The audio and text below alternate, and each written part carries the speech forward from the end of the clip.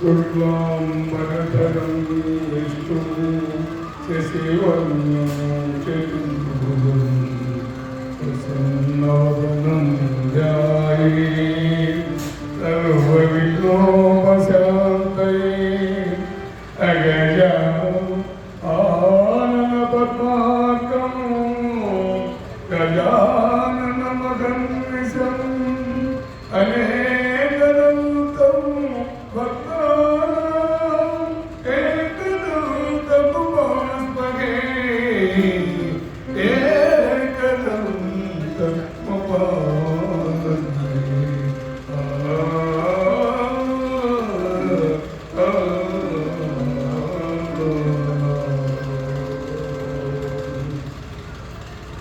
ఈనాడు నరసింహ జయంతి సందర్భంగా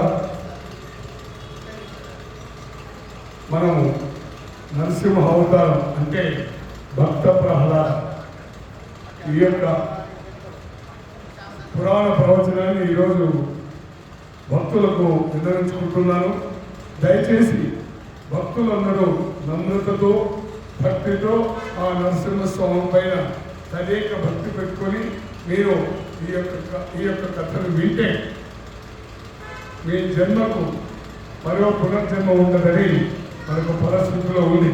కాబట్టి దీన్ని శ్రద్ధగా ఆలకించి మీ యొక్క జన్మను సార్థకం చేసుకోవాల్సిందిగా మరి ప్రార్థిస్తున్నాను.